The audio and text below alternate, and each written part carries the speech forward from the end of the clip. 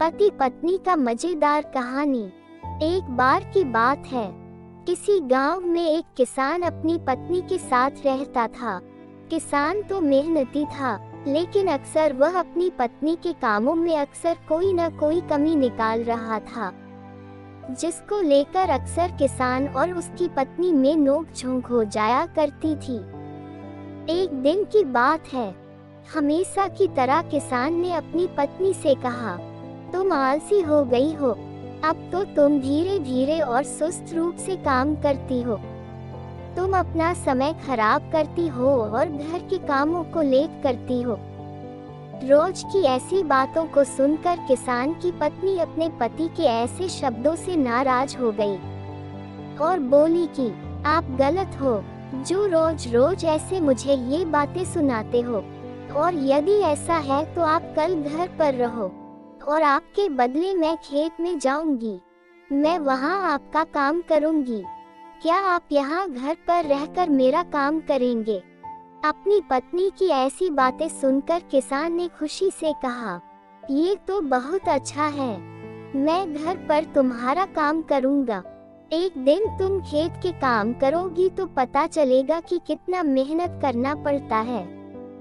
फिर इसके बाद पत्नी ने अपने पति किसान से कहा, कल जब घर में काम करोगे तो सबसे पहले गाय का दूध निकालना है, फिर सारे कपड़े धोने हैं, बर्तन धोने हैं, मुर्गियों का ध्यान रखना है, घर की साफ सफाई करनी है और सूत काटना है।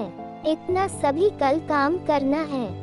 फिर अगले दिन किसान की पत्नी सुबह सुबह खेत पर गई और किसान घर के कामों के लिए घर पर रुक गया। फिर सबसे पहले उसने एक बर्तन लिया और गाय का दूध निकालने के लिए चला गया। फिर जब उसने गाय का दूध निकालने की कोशिश की तो इतने में गाय ने उसे पीछे से जोर से गाय ने लात मारा।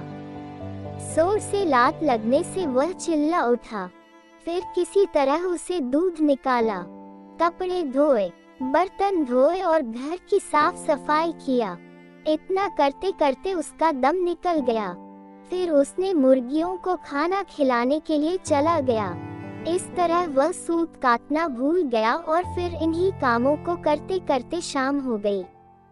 फिर शाम को जब पत्नी खेत से लौट आई तो अब किसान ने शर्म से अपना सिर झुका दिया, जिसे देखकर उसकी पत्नी अब समझ गई थी कि उसके पति को सबक मिल गया है।